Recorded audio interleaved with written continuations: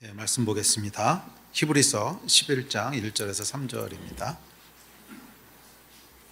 히브리서 11장 1절로 3절 말씀입니다. 다 같이 한 목소리 읽겠습니다. 시작. 믿음은 바라는 것들의 실상이요 보이지 않는 것들의 증거니 선진들의 이로써 증거를 얻었느니라. 믿음으로 모든 세계가 하나님의 말씀으로 지어진 줄을 우리가 아나니 보이는 것은 나타난 것으로 말미암아 된 것이 아니니라. 아멘. 히브리서 11장입니다. 믿음장으로 잘 알려진 장이죠. 아마 성경에서 로마서 8장과 더불어서 가장 유명한 장이 아닐까 싶습니다. 그래서 오늘부터 이 믿음장에 대해서 살펴볼 텐데 얼마나 걸릴지는 잘 모르겠어요. 최소 몇 개월은 걸릴 것 같은데 하여간 시작해 봅시다. 그래서 오늘은 그 서론에 해당하는 11장 1절부터 3절 말씀을 함께 살펴보려고 합니다. 자, 히브리서에서 이야기하는 믿음은 바울이 바울 서신에서 이야기하는 믿음과는 조금 이 강조점이 다릅니다. 믿음 자체가 다른 건 아닌데 관점과 강조점이 좀 다른데, 바울 서신에서 바울이 얘기하는 믿음이 교리적인 측면 또 신학적인 측면에 집중하고 있다면, 히브리서가 얘기하는 믿음은 훨씬 더 실천적인 믿음입니다. 그래서 그 믿음이 어떤 능력이 있는데, 그래서 그 믿음이 우리 삶 가운데 어떻게 적용되고 나타나는데 하는 훨씬 더 실천적인데 집중하고 있습니다. 이 사도 바울은 그의 대부분의 서신에서 믿음을 의에 이르는 하나님의 선물로 규정합니다. 의에 이르게 하는 하나님의 선물이다. 그래서 그 믿음을 통해서 영원한 구원에 이르게 되는 그것을 이야기합니다. 그리고 믿음의 내용은 예수 그리스도가 하나님이시고 그분이 우리의 죄를 대속하셨다는 것입니다. 이 사실을 믿을 때 우리가 영원한 구원에 이르게 된다는 것이 사도 바울이 묘사하고 있는 믿음의 어떤 내용입니다. 그러니까 다분히 신학적이고 교리적인 측면을 강조하고 있죠. 이에 반해서 히브리서가 얘기하는 믿음은 앞서 얘기했듯이 훨씬 실천적입니다. 오늘 현재라고 하는 이 괴롭고 힘든 시간 속에서, 히브리서의 배경은 핍박과 환난이라고 하는 고통받고 있는 성도들에게 준 글이지요. 그러니까 환난과 고통 속에 있는 오늘 현재라고 하는 힘든 시간 속에서 믿음은 어떤 능력이 있는가, 믿음은 어떤 모습으로 나타나는가 하는 것이 히브리서가 얘기하는 믿음의 강조점입니다. 이제 그런 면에서 히브리서는 훨씬 더 실천적인 믿음에 대해서 얘기한다고 볼 수 있습니다. 아벨에게 믿음은 어떤 것이었는지, 에녹에게 믿음은 무엇이었는지, 노아에게 아브라함, 사라, 요셉, 모세, 라합, 기드온, 바락, 삼손, 입다, 다윗, 사무엘과 선지자에 이르기까지 하나님의 사람들에게 믿음은 구체적으로 어떤 것이었고, 이 믿음이 어떤 능력이 있었고, 이 믿음이 이들의 삶을 어떻게 인도했는가 하는 것들을 구체적으로 이야기합니다. 그리고 우리 역시도 이 믿음으로 살 수 있다고 하는 것을 도전합니다. 자, 그래서 히브리서의 실천적인 믿음에 대해서 함께 살펴보려고 합니다. 자, 근데 그에 앞서서 1절부터 3절은 이제 도입부인데요. 어떻게 보면 히브리서 11장 이야기는 믿음에서 유일하게 신학적이고 교리적인 부분은 요 3절인 것 같아요. 그리고 나서 이제 4절부터는 실천적인 믿음, 그리고 실제로 그 샘플들을 들어가면서 쭉 아벨부터 시작을 해서 그 다음에 에녹, 노아, 아브라함, 사라, 이런 사람들의 구체적인 예를 들어가면서 믿음 이야기를 하고 있습니다. 자, 그래서 오늘은 그 서론에 해당하는 1절부터 3절까지 말씀을 함께 살펴보고 다음 주부터 이제 구체적인 내용들을 들어가도록 하겠습니다. 자, 히브리서 기자는 11장을 시작하면서 믿음이 무엇인지를 정의하면서 규정하면서 시작합니다. 자, 1절에 보면 히브리서는 믿음을 이렇게 정의합니다. 시작. 믿음은 바라는 것들의 실상이요 보이지 않는 것들의 증거니. 자, 히브리서는 믿음을 두 가지로 정의하는데, 첫째, 믿음은 바라는 것들의 실상이고, 둘째, 믿음은 보이지 않는 것들의 증거라는 것입니다. 자, 첫째, 믿음은 바라는 것들에 대한 실상이래요. 자, 실상에 해당하는 헬라어를 보면 휘포스타시스라고 하는 단어를 쓰는데, 이 단어는 이제 두 단어가 이렇게 합성되어 있는 것인데, 휘포라고 하는 것은 아래 이런 뜻이고요. 아래라는 전치사고, 스타시스는 서다, 서 있다 이런 뜻입니다. 자, 그래서 이거 두 개 합쳐지면 휘포스타시스는 아래에 서 있다. 이거 무슨 뜻이냐면 떠받치고 있다, 밑에 존재하고 있다. 그런 의미에서 기초라는 뜻입니다. 무언가를 떠받치고 있는 기초 또는 객관적인 실체 또는 확증 뭐 이런 뜻입니다. 그러니까 즉 믿음은 우리가 바라는 것들을 실체가 되게 하는 기초라는 거예요. 그러니까 믿음이 우리가 바라는 것들의 그 실체가 되게 하는 어떤 기초를 이루는 것이라는 뜻입니다. 자, 우리가 바라는 것들이 있죠. 그런데 그 바라는 것에 믿음이 전혀 없다면 어떨까요? 그러니까 뭐 이런 거죠. 내일은 달이 2개 뜰 거야. 뭐 이런 거. 또는 내일부터 나는 공주가 될 거야. 뭐 이런 거. 바라기는 바래요. 그런데 믿음은 1도 없습니다. 그렇다면 그 바라는 것들은 그냥 공허한 공상일 뿐이겠죠. 그게 무슨 의미를 갖겠습니까? 전혀 믿음이 없이 뭐 달이 2개 뜰 거야. 나는 공주야. 뭐 이런 거는 공상이고 실체 없는 한여름밤의 꿈 같은 허구지요. 자, 그래요, 여러분. 바라는 것이 뜬구름 공상이 아니라 실체가 있게 되려면 그것에 대한 믿음이 있어야 된다는 거예요. 아무런 믿음이 없이 뭐 달이 2개 뜰 거야, 내일부터 뭐가 될 거야, 이거는 그냥 허구라는 거예요. 허구고 그냥 헛소리고, 그것이 진짜 실체를 가지려면 가장 먼저 필요한 게 뭐냐면 그것에 대한 믿음이라는 거예요. 바라는 것에 대한 믿음. 이 믿음이 있을 때 그 바라는 것이 실체를 가지게 됩니다. 자, 그렇다면 이제 질문이, 그렇다면 믿으면 정말로 실체를 가지게 될까? 무엇이든지 믿으면, 진짜로 믿으면 실체를 가지게 될까? 네, 저는 그렇다고 믿습니다. 진짜로 믿으면 그렇게 된다고 믿어요. 네, 그리고 여기서 실체라고 하는 것은 1차적으로 영적인 실체예요. 그러니까 무엇이든지 진짜로 믿으면 영적인 실체를 갖게 된다는 거예요. 자, 우리가 어떤 것을 진짜로 믿잖아요. 그러면 그 바라는 것 이면에 영적인 실체가 있게 됩니다. 아직 보이는 실체는 아니에요. 그러나 적어도 영적인 영역에서는 실체가 있게 됩니다. 그러니까 예를 들어서 도를 아십니까? 뭐 이런 거 있잖아요. 도를 아십니까를 진짜로 믿잖아요. 그럼 그 도를 아십니까를 움직이고 이끄는 어떤 영적인 것이 존재하게 되고요.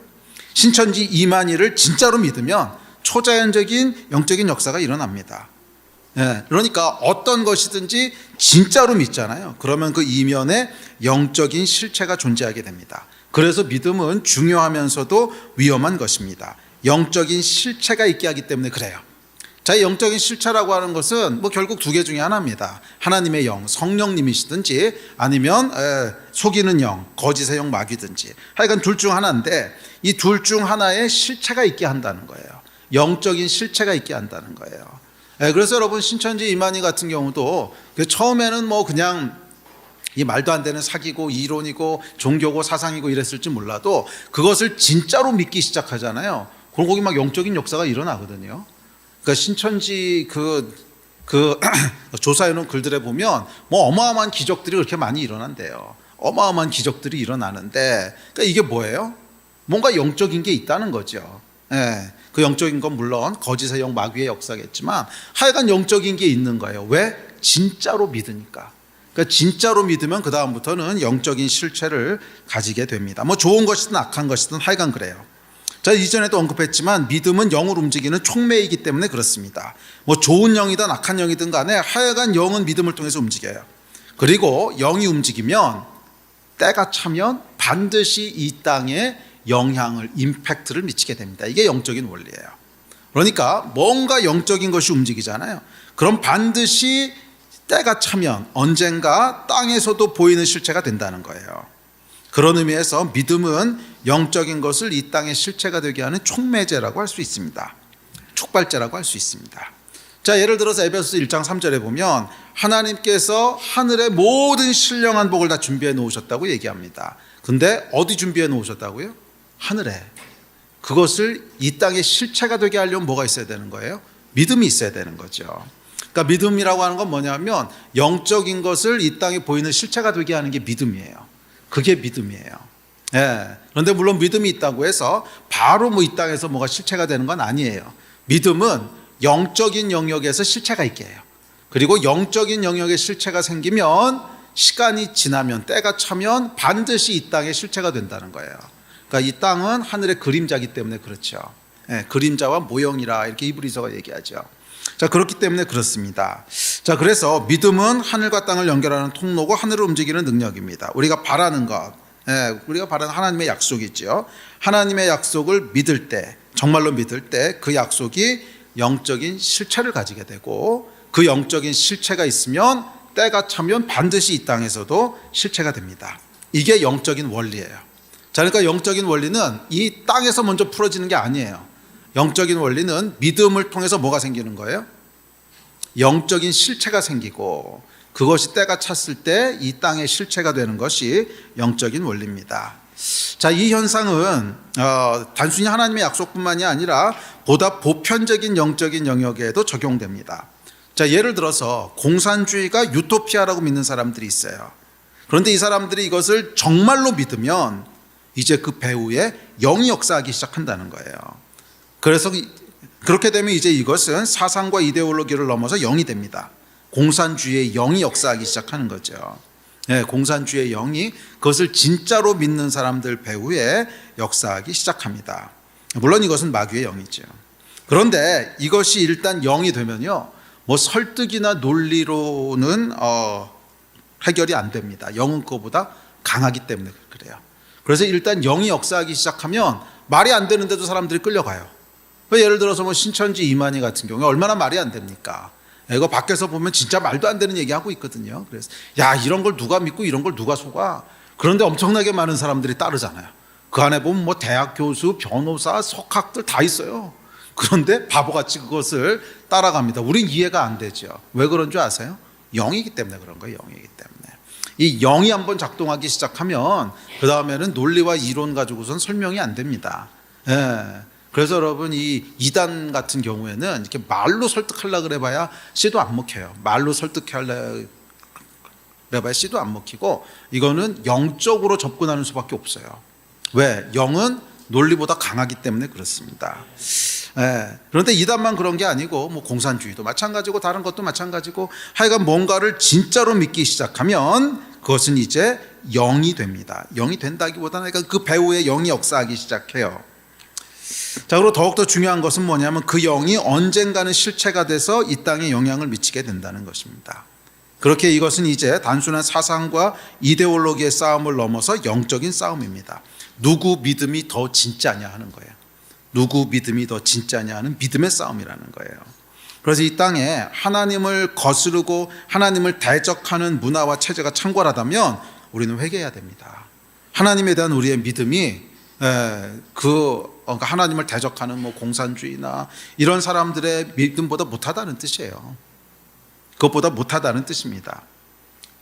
진짜로 믿으면 그것에 삶을 던집니다. 진짜로 믿으면 그것을 위해서 헌신하고 희생합니다. 왜? 믿으니까.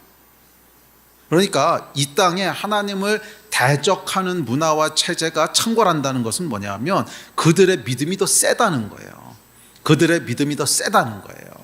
그래서 그 믿음을 쫓아서 희생하고 헌신하고 투자하고 한다는 거예요. 그 얘기는 뭐냐면 우리의 믿음이 그만 못하다는 뜻이에요. 우리가 만약 영원한 하나님의 나라와 영원한 천국을 진짜로 믿는다면 그것 이상으로 희생하고 헌신하고 투자하고 하지 않겠어요? 그런데 참 슬프게도 많은 그리스도인들이 그만큼 희생하고 헌신하고 투자하지 않는다는 건 뭐예요? 믿음이 딱 그 수준이라는 거죠. 믿음이 딱 그 수준이라는 거예요. 그리고 문제는 뭐냐면 그 믿음이 언젠가는 이 땅에 결과를 만들어낸다는 거예요.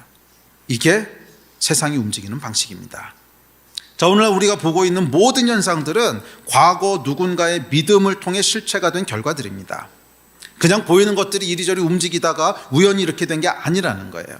누군가의 믿음을 통해서 영이 움직이고 그 영에 의한 결과들이 이 땅을 형성하고 만들어 온 거라는 거예요. 좋은 것이든 나쁜 것이든 모두 그렇습니다. 모든 사람이 평등하게 살아야 된다고 하는 막스의 이 마르크스의 믿음이 결국 언젠가는 현실이 돼서 이 세상의 많은 나라들의 공산주의 체제를 만들어냈고, 인간은 아메바로부터 진화했다라고 하는 다윈의 믿음이 오늘날 사회의 근간을 이루게 됐습니다. 윤회라는 허구에 대한 석가모니의 믿음이 불교 문화권을 만들었고, 알라에 대한 믿음이 이슬람 세계를 만들었습니다. 그러니까 과학도 사상도 문화도 테크놀로지도 모두 누군가의 믿음에서 시작해서 실체가 된 것들이에요. 좋은 것이든 나쁜 것이든지 간에. 자, 이것이 영적인 원리입니다. 세상뿐 아니라 개인도 마찬가지예요. 여러분의 현재의 삶을 만들고 있는 것들은 여러분들의 믿음이 만들어낸 현실입니다. 그래서 진짜로 하나님에 대한 선한 믿음을 가지고 그걸 진짜로 믿었다면 여러분의 삶은 훨씬 더 풍성하고 훨씬 더 하나님이 주시는 많은 복들이 넘치는 그런 삶을 살고 있을 것이고, 그렇지 않고 다른 것을 진짜로 믿었다, 뭐 돈의 힘을 믿든지 아니면 성공을 믿든지 하여간 뭔가 이 세상의 공중권세 잡은 자가 제시하는 것을 진짜로 믿었으면 그게 여러분의 삶의 환경들을 만들었을 거예요. 이것은 한 사회든 세상이든 개인이든 다 원리가 같습니다. 영적인 원리예요. 뭔가를 진짜로 믿으면 그 뒤에 영적인 실체가 생기고 그것이 때가 찼을 때 보이는 현실이 되는 거예요. 이게 영적인 원리입니다. 아멘이십니까? 자, 여하튼 정말로 믿으면 그것은 이제 영의 영역이 됩니다. 정도령을 정말로 믿으면 정도령의 영이 되는 거고요. 신천지 이만희를 진짜로 믿으면 이것도 영이 되는 거예요. 그러니까 초자연적인 역사가 일어나죠. 믿음은 바라는 것들의 실상입니다. 영적인 실체입니다. 영적인 실체가 되게 하고 나아가 그것을 이 땅의 현실이 되게 하는 것이 믿음이라는 거예요. 그래서 믿음은 중요하고 위험합니다. 왜? 잘못된 것을 믿으면 그 거짓이 실체가 된 세상에서 살아가야 되니까. 기억하십시오. 믿음은 바라는 것들의 실체, 영적 실체를 잊게 합니다. 영적 실체를 잊게 합니다. 그리고 보이는 세상은 그 배후에 있는 이 영적 실체에 의해서 나타나고 움직여지는 거예요. 크리스찬은 이 원리에 의해서 살아가는 사람들입니다. 그러니까 기도하는 거죠. 뭐 기도는 이 땅에 뭐를 직접 움직이는 게 아니잖아요. 기도는 보이지 않는 세상을 움직이는 거죠. 그렇게 해서 거기에 영적 실체가 생기면 이 땅이 현실이 될 거라고 하는 걸 믿으니까 우리가 기도하는 거죠. 그렇죠? 예. 자, 둘째, 믿음은 보이지 않는 것들의 증거입니다. 자, 여기서 것들에 해당하는 헬라어는 플라그마톤이라고 하는 단어인데요. 이것은 행위, 사건, 대상, 업무, 물질 등의 다양한 의미를 갖습니다. 그러니까 존재하는 모든 사건과 대상을 망라하는 단어가 플라그마톤이라고 하는 단어예요. 자, 그리고 증거에 해당하는 단어는 엘렌코스라고 하는 단어인데 이게 법률 용어입니다. 객관적 증거, 증명 이런 뜻이에요.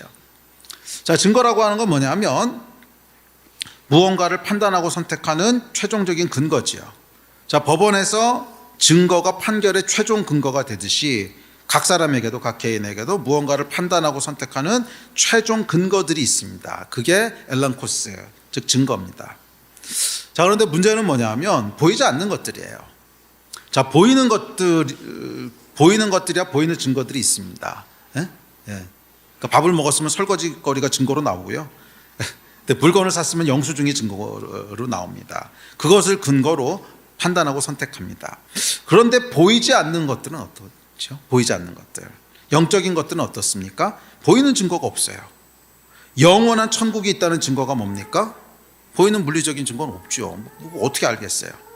또 하나님이 세상을 창조하셨다는 것을 어떻게 합니까? 이것도 보이는 물리적인 증거는 없습니다. 이렇게 보이지 않는 것들에 대한 증거, 최종 판단 근거가 믿음이라는 거예요. 성경은 이렇게 얘기합니다. 시작.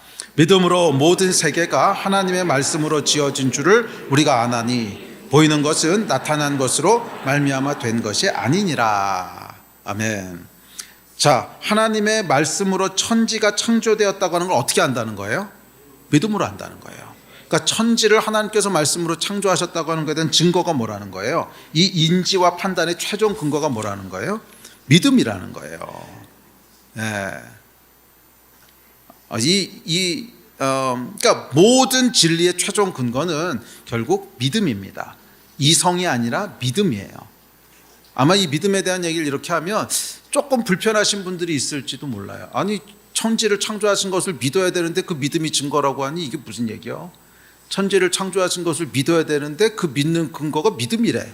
그럼 이게 순환 논리잖아요. 그래서 아마 조금 불편하신 분들도 있을 텐데 이게 왜 불편한지는 뒤에서 조금 더 설명할게요. 불편한 이유는 우리가 이성이 최종 근거가 된 세상에서 그것만 교육받고 살았기 때문에 그래요. 그래서 이성으로 이해되지 않는 것은 증거로 채택을 안 해요. 그러니까 무엇을 증거로 채택하냐 하면 이성으로 이해가 되고 설명이 되는 것만 증거, 그렇게 인정을 하지 그냥 무의식적으로 그렇게 돼요. 왜? 그런 세상에서 태어나서 그런 교육을 받고 자랐거든. 성경이 얘기하고 있는 건 그게 아니라는 거예요. 최종 증거로 꽝꽝 하는 것은 이성이 아니고 믿음이라는 거예요. 그 이야기는 뒤에 가서 조금 더 다룹시다. 자, 어쨌든지 간에 모든 진리의 최종 근거는 믿음입니다. 자, 이것은 기독교 세계관뿐만 아니라 모든 진리 체계가 마찬가지예요. 뭐 진화론이 됐던 무신론이 됐던 과학주의, 불교, 이슬람, 하여간 모든 진리 체계는 다 동일합니다. 보이지 않는 것에 대한 증거는 항상 믿음입니다. 이성이라고 하는 건 뭐냐면 보이는 세계 속에서 사용하고 주신 거예요. 그러니까 보이는 세계의 증거는 맞아요. 이성이에요. 이성으로 설명이 되고 합리적으로 이해가 되는 것이 보이는 세계의 증거입니다. 그런데 문제는 하나님께서 보이는 세계만 만드신 것이 아니라 보이지 않는 세계를 만드셨다는 거예요. 그리고 이성은 보이는 세계를 살기 위해 주신 기능이에요. 그러니까 보이지 않는 세계의 것은 이성으로 설명할 수 없다는 거예요. 이성 범위 밖에 있다는 거예요. 자, 그래서 이런 것들은 이성으로 증거를 자꾸 취하려고 하면 증거를 찾을 수가 없어요. 왜? 범위 밖에 있는 거니까. 그리고 하나님께서 뭐라 그러셨냐면, 그래서 최종 증거는 뭐냐면 이성이 아니고 믿음으로 보는 거라는 거예요. 믿음. 자, 이것은 앞서 얘기했지만 뭐 기독교 세계관만 그런 게 아니고 다른 모든 게 마찬가지예요. 끝까지 왜 그런데를 물어보십시오. 최종 근거는 예외 없이 모두 믿음입니다. 무신론은 뭐예요, 여러분? 하나님이 계시지 않다는 믿음 위에서 시작하는 거잖아요. 그러니까 사람들이 기독교는 신앙이고 뭐 무신론은 과학적인 것처럼 얘기하지만 착각입니다. 아니, 무신론을 무슨 수로 증명하겠어요? 무신론을 무슨 수로 설명하겠어요? 하나님이 없다는 것을 이성으로 어떻게 설명을 해요? 이성 밖에 있는 거거든요. 자, 그러니까 하나님이 계시다고 하는 것도 이성으로 설명이 안 되지만 하나님이 안 계시다고 하는 것도 이성으로 설명이 안 돼요. 그러니까 둘 다 믿음에 기초하고 있는 거죠. 뭐 진화론도 마찬가지입니다. 아메바에서부터 인간이 됐다고 하는 믿음에 기초한 거고, 뭐 과학주의도 빅뱅이라고 하는 믿음에 기초한 것이고, 불교도 윤회라는 믿음에 기초한 것입니다. 심지어 여러분 수학도 마찬가지예요. 수학 역시 왜 그런 데를 계속 물어가면 결국 믿음에 다다르거든요. 그 믿음을 이제 수학에서는 액시옴이라고 그러죠. 공리라고 부르는데 그건 더 이상 증명할 수 있는 게 아니에요. 그냥 그렇다고 약속하는 거예요. 그래서 수학에 대한 것들을 계속 왜 그런데 물어가 보면 수학은 12개에서 13개 정도 되는 액시오매틱 시스템이 있습니다. 그 위에다 세우는 거예요. 그러니까 수학도 맨 밑에 가보면 다르지 않아요. 모든 진리라고 주장하는 것들은 예외 없습니다. 항상 믿음 위에 시작해요. 항상 믿음 위에 시작합니다. 뭐 수학도고 13개의 믿음 위에 시작하는 건데 그 믿음에서 수학자들은 재밌는 장난들을 합니다. 그럼 그 믿음을 조금 뒤틀어 보면 어떻게 되지? 그래서 막 이리저리 바꿔봐요. 뭐 어차피 이거는 증명할 수 있는 거 아니니까 그냥 내용을 살짝 바꾸면 되잖아요. 있는데 없다라고 한다든지 뭐 그런 식으로 그러면 완전히 다른 수학이 나옵니다. 그래서 그걸 뭐 엘립틱 지오메트리니 하이퍼볼릭 지오메트리 이렇게 부르는데 뭐 거기선 삼각형의 그 내각의 합이 180도가 아니에요. 막 완전히 다른 수학이 나옵니다. 자, 그러니까 이게 뭐예요? 결국 수학도 믿음 위에 세워지는 것이 절대적인 진리가 아니라는 거예요. 여러분 모든 철학과 사조와 과학조차도 최종 근거는 다 믿음이에요. 그래서 철학자들은 이것을 아르키메데스의 기점이라고 합니다. 뭔가 믿음이 되는 기점이 있다는 거예요. 그 위에 세워진다는 거예요. 철학도 사상도 과학도 사조도 다 마찬가지예요. 그 믿음 위에 세워집니다. 자, 여하튼 믿음은 보이지 않는 것들의 증거입니다. 보이지 않는 영적인 일에 대한 최종 판단 근거는 믿음이라는 거예요. 믿음이 있을 때 보이지 않는 것, 영적인 일에 뛰어들 수 있고요. 왜? 믿음이 증거가 있으니까. 영적인 일 앞에서 증거를 보여달라 그러면 증거를 보여달라 그러면 믿겠다라고 말하는 것은 잘못된 접근이에요. 증거를 보여주십시오. 내가 믿겠습니다. 믿음이 증거인데 증거를 보여주십시오. 내가 믿겠습니다. 믿음 자체가 증거인데 이건 잘못된 말이라는 거예요. 그래서 신학자 안젤무스는 나는 믿기 위해 이해하는 것이 아니라 이해하기 위해 믿는다 이렇게 얘기했어요. 나는 믿기 위해서 이해를 구하는, 그래서 왜 그런 건데 날 믿게 해줘 이렇게 하는 게 아니라 이해하기 위해서 먼저 믿는다는 거예요. 그러니까 이성보다 믿음이 더 기초에 있다는 거예요. 믿음이 더 최종 보스라는 거예요. 자, 이렇게 믿을 때 우리는 현실의 고난을 이기고 앞으로 나갈 힘을 얻습니다. 어떤 어려움이 있어도 어떤 좌절이 있어도 포기하지 않고 앞으로 나갑니다. 증거가 있으니까. 믿음의 선배들이 놀라운 삶을 살 수 있었던 것은 이 믿음 때문입니다. 믿음이 최종 근거였고 힘이었어요. 다음 절 시작. 선진들이 이로써 증거를 얻었느니라. 자, 이어지는 3절입니다. 시작. 믿음으로 모든 세계가 하나님의 말씀으로 지어진 줄을 우리가 아나니 보이는 것은 나타난 것으로 말미암아 된 것이 아니니라. 자, 여기 보면 중요한 구절이 나오는데 보이는 것은 나타난 것으로 말미암아 된 것이 아니래요. 즉 보이는 현상들이 있는데 그것은 나타난 증거들만으로 판단하면 안 된다는 거예요. 그러니까 보이는 것은 나타난 것, 그러니까 보이는 세계에 뭔가가 막 이렇게 뒤섞이고 이러다가 그 결과로 보이는 것이 된 것이 아니라는 거예요. 그러면 그 배후에는 보이지 않는 영적인 실체가 있다는 거예요. 이게 크리스천의 믿음입니다. 그러니까 우리가 보고 있는 모든 현실은 보이는 것에 의해서 나타난 것에 의해서 보이는 것은 나타나요. 보이는 것은 나타난 것으로 말미암아 된 것이 아니에요. 그러니까 보여지는 일들이 이리 설키고 저리 설키고 인과율의 법칙에 의해서 막 해가지고 지금 이런 결과가 됐다. 아니라는 거예요. 그럼 뭐예요? 그 뒤에는 보이지 않는 하나님의 손이 있는 거죠. 그게 우리의 믿음 아닙니까? 그게 우리 믿음 아니에요? 그렇지 않고 우연히 이리저리 뭐 뒤엉키고 누가 뭐라 그러고 이 사람이 저렇게 하고 했더니 인과율의 법칙에서 이렇게 해서 여기까지 왔다. 그건 세상 사람들이 믿는 방식이고 보이는 것은 나타난 것으로 말미암아 된 게 아니라는 거예요. 그러면 보이지 않는 하나님의 손이 있는 거죠. 보이지 않는 하나님의 손이 영적인 곳에서 실체를 만들고 그것이 때가 찼을 때 그 하나님의 약속이 이 땅 가운데 성취되면서 보여지는 것들이 만들어진 거지. 우연히 이리저리 치이고 뒤섞이다가 여기까지 온 게 아니라는 거예요. 오늘 저와 여러분이 이곳에 모여서 숨쉬고 있는 것도 우연히 이리저리 치이다 여기 온 게 된 게 아니라는 거예요. 그 배후에 뭐가 있는 거예요? 보이지 않는 하나님의 주권적인 손이 있어서 그 영적인 실체가 우리를 끌고 와서 오늘 여기 있게 한 것이라는 거예요. 아멘입니까? 네, 믿음으로 모든 세계가 하나님의 말씀으로 지어진 줄을 우리가 아나니. 믿음의 눈으로 보기 시작할 때 우리는 나타난 현실을 보지 않고 그 위에 역사하신 하나님의 손을 보기 시작합니다. 뿐만 아니라 믿음의 눈으로 보기 시작할 때 우리는 불의한 일 뒤에 역사하는 원수의 영적 실체를 보기 시작합니다. 그러니까 이 땅에 일어나는 불의한 일들도 여러분 우연히 재수 없어서 일어나는 일들이 아니라 그 뒤에 원수의 영적인 실체가 있다는 거예요. 예? 예. 하나님께서 당신의 약속을 영적인 손으로 이끌어 가시듯이 타락한 세상에는 원수막이라고 하는 영적인 실체가 있잖아. 불의한 일들의 배후에는 그게 있는 게 보이기 시작하는 거예요. 세상은 보이는 것만으로 움직이는 것이 아니라 보이지 않는 것에 의해서 움직인다는 사실을 보기 시작합니다. 믿음은 보이지 않는 것들에 대한 증거입니다. 믿음은 보이지 않는 것을 보게 하는 능력입니다. 자, 그래서 믿음의 사람은 영적인 관점에서 영적인 원인들을 바라보고 고민하지만 믿음이 없는 사람은 보이는 것, 나타난 것만을 인식하고 고민합니다. 그렇기에 하나님의 뜻이 무엇인지 알 수 없고요. 그것에 순종할 수도 없습니다. 인본주의에 기초한 삶을 살 뿐입니다. 믿음의 눈으로 바라보십시오.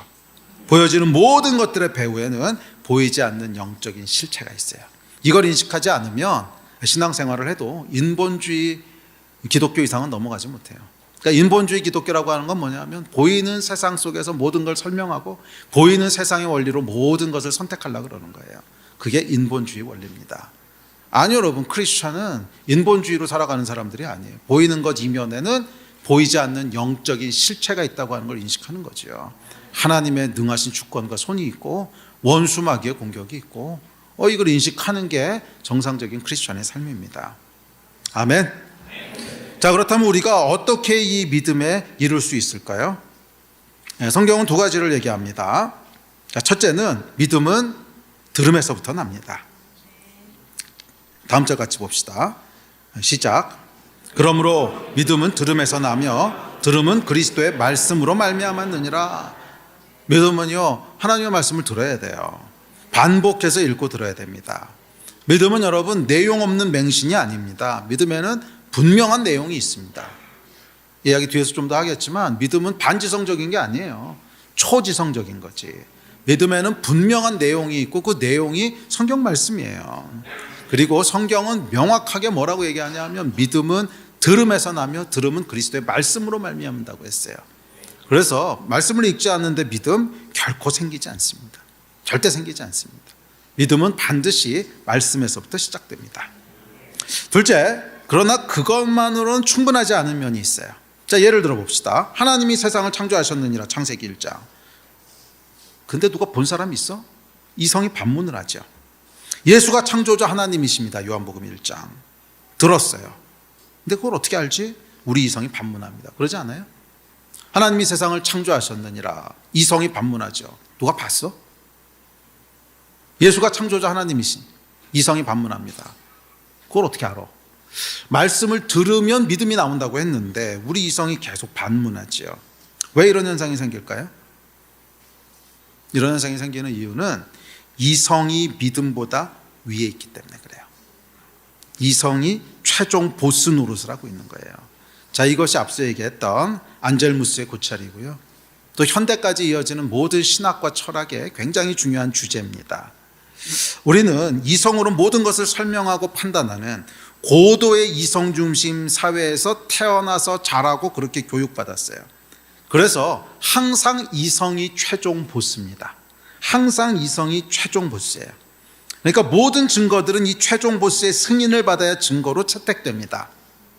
최종 보스 이성이 있다가 그거 말이 돼 꽝꽝 하면 증거가 되는 거고, 에휴 그게 말이 되냐? 아니야. 그럼 증거로 채택 안 되는 거예요. 이게 자연스러워요. 우리 속에 아주 자연스럽습니다. 이성이 최종 보스 노릇하는 게 아주 자연스러워요. 그런데 사실은 성경이 뭐라 그러냐면 그게 아니라는 거예요. 최종 보스는 이성이 아니고 믿음이라는 거예요. 여러분 그거 아십니까? 사람이요, 이성을 최종 보스로 채택한 게 한 200년밖에 안 돼요. 길어야 300년밖에 안 돼요. 그전에는 당연히 믿음이 최종 보스였어요. 그런데 인간이 조금 똑똑해졌다고 교만해진 거죠. 그러면서 우리가 뭐 문화도 만들고 과학기술 막 이러다 보니까 인간이 똑똑해졌다고 이성을 최종 보스 자리에 앉혀놓은 게 한 200~300년밖에 안 돼요. 그 전까지는 여러분, 이 태초부터 시작해서 한 16세기, 17세기 이럴 때까지는요, 믿음이 최종 보스였어요. 그래서 중세 신학자들은 당연히 그렇게 생각했고요. 믿음과 이성에 대해서 많은 고민을 했습니다. 그런데 하여간 현대사회는 모든 것을 이성의 허락을 받아야 돼요. 모든 것을 이성의 허락을 받아야 돼요. 그런데 성경은 아니라는 거예요. 최종 보스는 이성이 아니라 믿음이라는 거예요. 그것이 오늘 본문의 성경 말씀입니다. 믿음이 가장 위에 있고 그 아래 이성과 감정과 다른 모든 것들이 그 아래에 있어야 정상적으로 작동한다는 거예요. 왜 그런 줄 아십니까? 보이지 않는 세계가 있거든. 하나님께서 보이는 세계만 창조하신 것이 아니라 보이는 세계와 보이지 않는 세계를 같이 창조하셨거든요. 이성이라고 하는 건 뭐냐면 이성의 기능은 보이는 세계 속에서 사용되는 거예요. 보이는 세계를 이해하고 살아가기 위해서 주신 펑션이 이성이에요. 그러니까 이성은 좋은 것입니다. 좋은 것인데 이 이성의 한계는 뭐냐면 보이는 세계만 설명할 수 있는 거예요. 보이는 세계만 이해할 수 있는 거예요. 그렇죠, 여러분. 하나님이 천지를 창조하셨느니라. 그거 전에 하나님이 계시느냐 안 계시느냐 그거 이성으로 설명할 수 있습니까? 그거 아무리 여러분 연구해도 설명할 수 없어요. 왜? 이성이 부족해서가 아니라 이성의 한계가 있어요. 보이는 세계에서만 작용하는 게 이성인데 이건 그 범위 밖에 있는 거거든. 그러니까 이런 거는 아무리 이성으로 물어봐야 결국 해답이 안 나옵니다. 존재하시는 것도 설명이 안 되고 존재하지 않는 것도 증명이 안 돼요. 그러니까 이건 뭐냐면 이성 밖에 있는 영역이라는 거예요. 그러니까 하나님께서는 보이는 세계뿐만이 아니라 보이지 않는 세계를 같이 만드시고 사람을 창조하실 때 이 두 세계에 다 살아가는 존재로 만드셨단 말이에요. 흙으로 사람을 만드시고 그 코에 하나님의 영을 불어넣으셔서 사람이 되게 하셨단 말이에요. 그러니까 사람은 이 두 세계를 다 살아가는 존재인데 이성이 최종 보스 노릇을 하면 무슨 일이 생겨요? 우리의 범위가 보이는 세계로 제한돼 버립니다. 그럼 인간은 더 이상 하나님의 형상이 아니라 그냥 짐승과 다를 바 없는 고깃덩어리가 되는 거예요. 그 하나님 기뻐하시는 게 아니죠. 그래서 여러분 이성이 최종 보스 노릇을 하면 안 됩니다. 이성이 최종 보스 노릇을 하면 우리는 보이는 세계에 딱 한정돼 버리고 제한돼 버리고 갇혀 버립니다. 이성이 최종 보스가 되면 우리는 보이지 않는 세계와는 단절돼요. 그런데 아까 영적인 원리가 뭐라 그랬죠? 보이는 세계는 보이지 않는 세계의 그림자라는 거예요. 보이는 것은 나타난 것으로 된 게 아니라는 거예요. 영적인 실체를 통해서 보이는 세계에 뭔가 영향이 일어나는데 그걸 전혀 보지 못한다.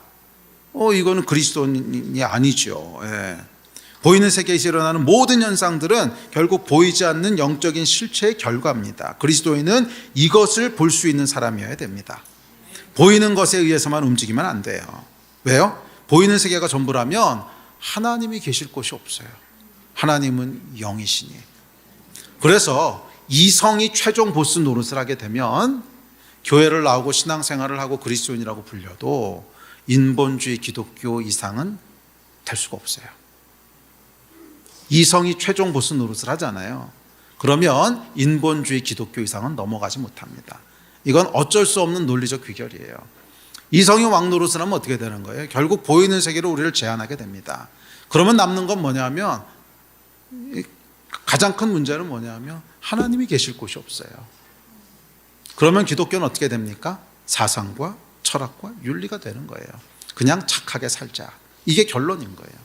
그래서 인본주의 기독교의 결론은 뭐냐면 착하게 살자. 약자를 돌보자. 그게 인본주의 기독교의 결론입니다. 아니 여러분, 기독교인은 착하게 사는 게 기독교인이 아닙니다. 그건 뭐 당연한 결과죠. 착하게 살아야지 기독교인이 나쁘게 살면 안 되죠. 하지만 그게 기독교인의 정체성은 아니라는 거예요. 기독교인의 정체성은 하나님과 함께 살아가고 하나님을 믿음으로 살아가고 영적인 세계를 살아가는 게 기독교인의 정체성이지 착하게 사는 게 기독교인의 정체성은 아니라는 거예요. 그건 그냥 결과죠, 결과. 그런데 이성이 왕 노릇하면 길이 없어요.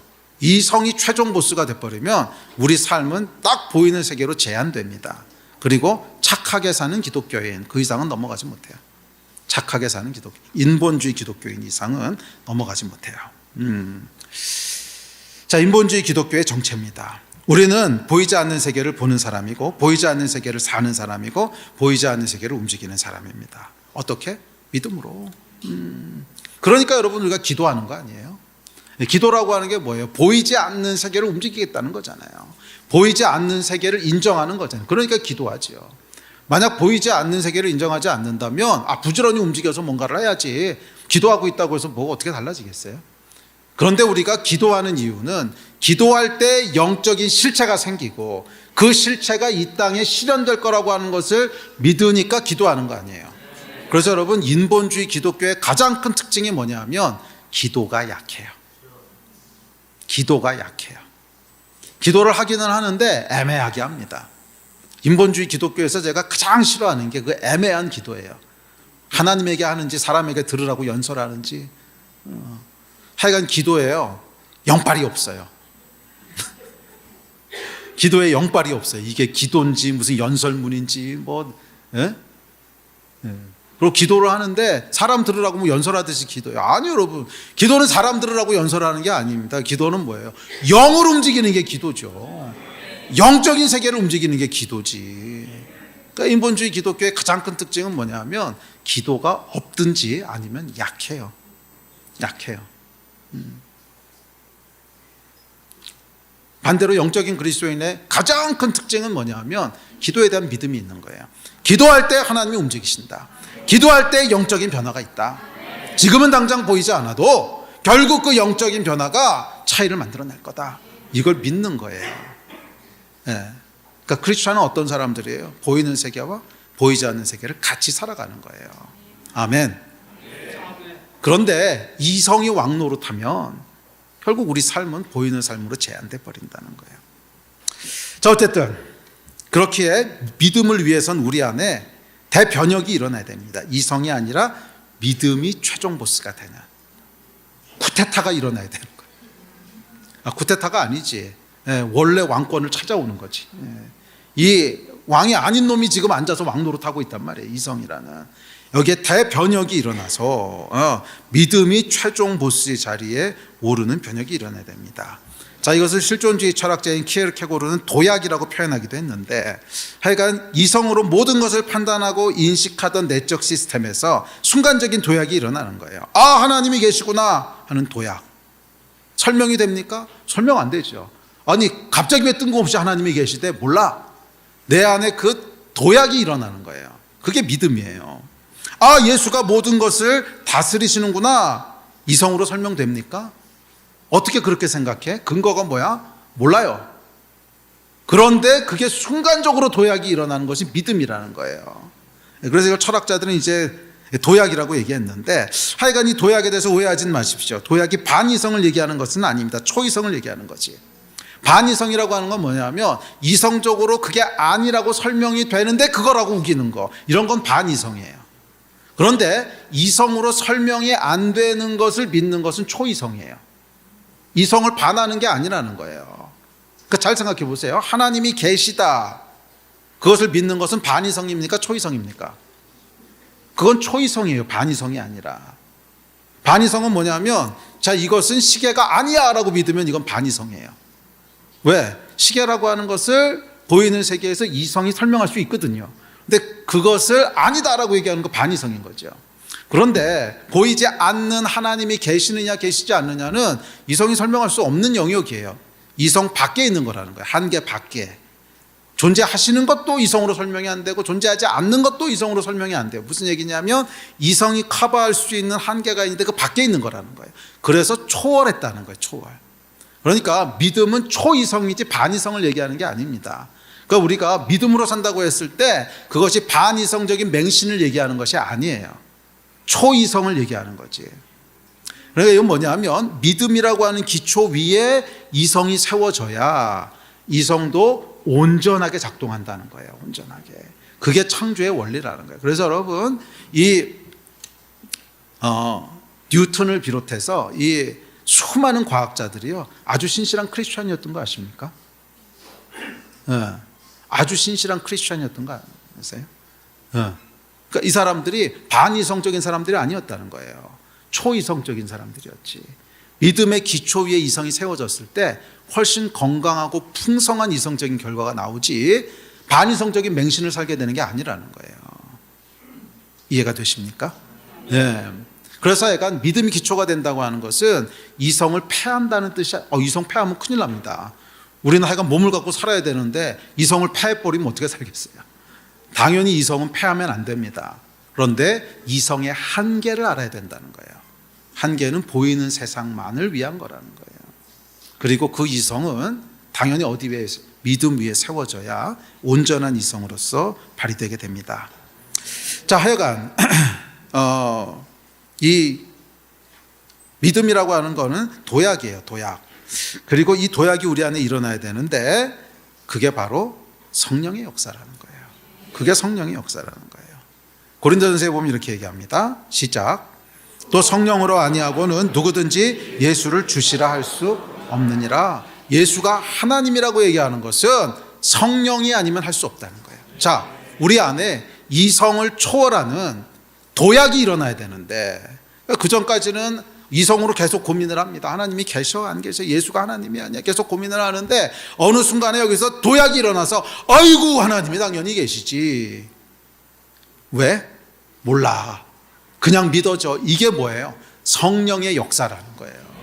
그래서 길게 설명했는데 결국 쉽게 얘기하면 성령 받아야 된다는 거예요. 우리 안에 이 성령 받지 않으면 계속 무슨 일이 일어나느냐, 이성이 최종 보스로 왕노릇을 해요. 그러면 우리는 보이는 세계에 갇혀버리고 결국 짐승과 다를 바 없는 인본주의 기독교 이상은 뛰어넘을 수 없다는 거예요. 복음은 뭐냐 하면 우리 안에 역사하시는 성령님이세요. 우리 안에 역사하는 성령님, 그 성령께서 우리 안에 들어오셔서 이성으로 설명할 수 없는데 그냥 믿어지게 하시는 거예요. 아멘. 이거 경험하셨습니까? 경험하셔야 돼요. 경험하셔야 돼요. 제 안에도 그 경험이 있었고요. 제가 얼마나 고민을 많이 했겠습니까? 제가 원래 전공이 이성인데 수학자들은 이성 따지는 거 아니에요. 얼마나 고민을 많이 했겠어요. 이게 정말일까? 어떻게 알지? 어떻게 증명하지? 증명하는 게 아니더라고. 그냥 한순간에 믿어지는 거예요. 어느 날 성령께서 제 안에 임하셨는데 설명할 수 없는 믿음이 생기더라고요. 그렇지, 하나님이 살아계시지. 그렇지, 예수가 하나님이시지. 어떻게 알아? 몰라. 증거가 뭐야? 몰라. 그냥 믿음이야. 이게 뭐예요? 키에르케고르가 얘기했던 도약이에요. 도약. 이 키에르케고르라는 분은 아주 신실한 크리스찬입니다. 예. 그래서 이분이 이제 뭐 도약이니 뭐니 이렇게 복잡한 철학적 용어를 썼는데 결국 깊게 들여다보면 키에르케고르가 성령 받고 나서 그걸 묘사하려고 쓴 글이야. 그걸 이제 철학자들을 이해하게 쓰려다 보니까 복잡한 내용을 썼는데 성령 받은 걸 딱 대입해서 읽어보면요, 그냥 그대로 이분이 성령 받고 뭔가를 아는구나. 그냥 내 안에 설명할 수 없는 도약이 일어나는 거예요. 설명할 수 없는. 근데 이분이 이제 철학자니까 그거를 이제 설명하려고 막 깊게 고찰하다 보니까 뭐 도약이니 뭐니 이런 표현들을 썼지만 결국 근본적으로는 뭐예요? 우리 안에 믿어지게 하시는 역사가 있다는 거예요. 이게 복음이라는 거예요. 이게 복음. 예수께서 십자가에서 죽으시고 부활하심으로 우리 안에 하나님의 영이 거하게 하신 거예요. 그래서 이성이 왕노릇하는 데서 내려와서 믿음이 왕노릇하는 삶을 살게 하는 거, 이게 성령의 역사인 줄 믿습니다. 예배팀 앞으로 나오십시오. 자, 우리 신앙의 기초와 시작점은 바로 이 초이성적인 믿음입니다. 성령께서 주시는 믿음. 그리스도인이 되고 나서도 여전히 이성이 최종 보수의 자리에 있다면 우리는 인본주의 기독교를 벗어날 수 없습니다. 착하게 사는 것.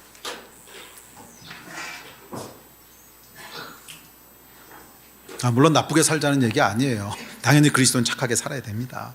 근데 그게 우리 정체성은 아니거든요. 그게 우리 정체성은 아니거든요. 인본주의 기독교. 보이는 세계에 한정되어 있고 보이는 세계에 집중하고 보이는 세계 속에서만 살아가는 인본주의 기독교. 아니, 여러분, 그리스도인은 보이는 세계와 보이지 않는 세계를 동시에 살아가는 사람이고요. 그렇기에 이성이 아니라 믿음의 기초 위에 인식하고 판단하는 사람입니다. 반이성이 아니라 믿음의 기초 위에 초이성이 세워져야 되는 거예요. 믿음의 기초 위에 이성이 세워질 때 그것은 훨씬 더 풍성한 이성이 됩니다. 그리고 그 믿음은 성령께서만 주세요. 성령께서만 주시는 도약으로 인해서 주어집니다. 여러분은 오늘 무엇을 기초로 살아가고 계십니까? 이성입니까? 아니면 믿음입니까? 무엇을 기초로 판단하시고 무엇을 기초로 증거를 채택하시고 무엇을 기초로 선택하십니까? 믿음입니까? 이성입니까? 성령께서 오늘 여러분 안에 도약의 역사, 생각과 삶이 뒤집어지는 역사를 행하시기를 축복합니다. 그래서 보이는 세계뿐 아니라 보이지 않는 세계를 함께 살아가는 그런 여러분 되시기를 주의 이름으로 축복합니다. 일어나서 같이 기도합시다.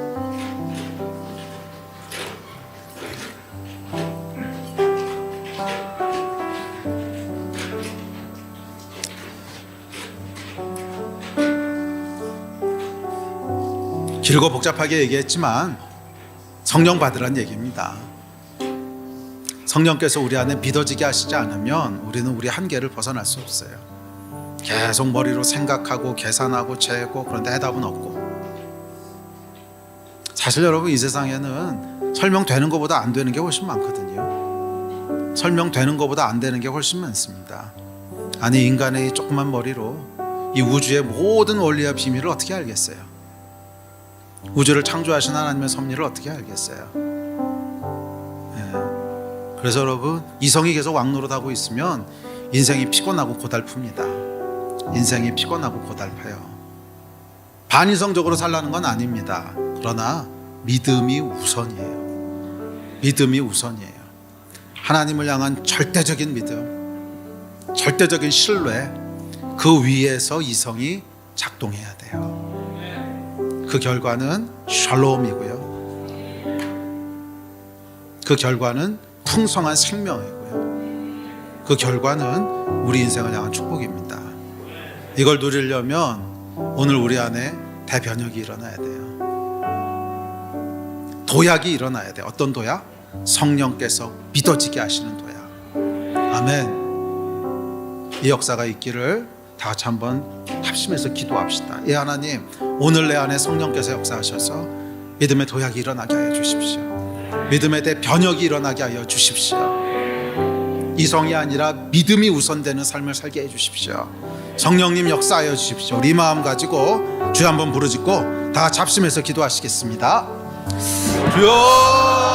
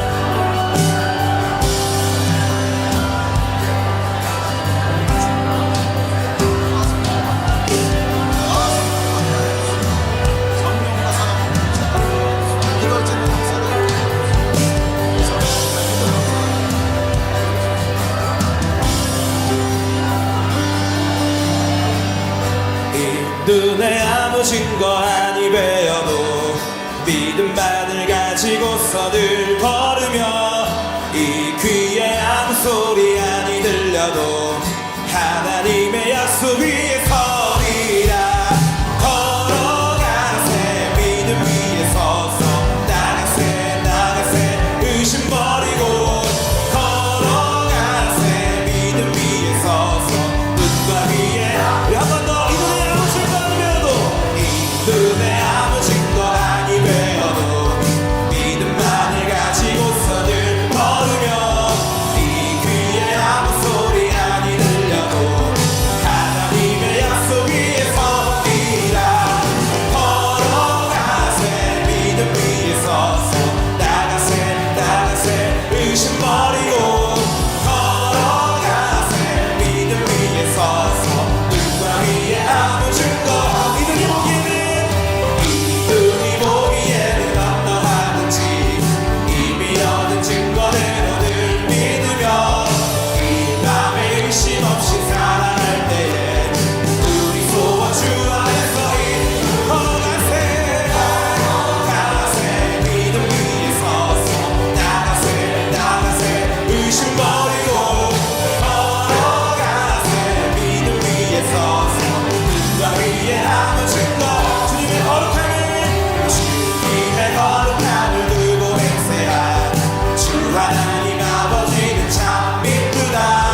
그 귀한 모든 약속 믿는 자에게 능치 못할 무슨 일이 있을까. 걸어가세 믿음 위에 서서 나가세 의심 버리고 걸어가세 믿음 위에 서서 눈과 위에 아무 증거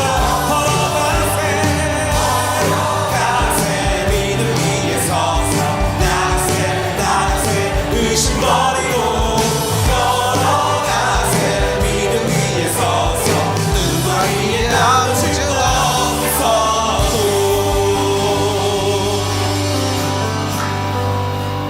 이 하나님, 믿음이 증거입니다. 이 증거를 붙잡고 살아가는 귀한 성도들 다 되게 하여 주시옵소서.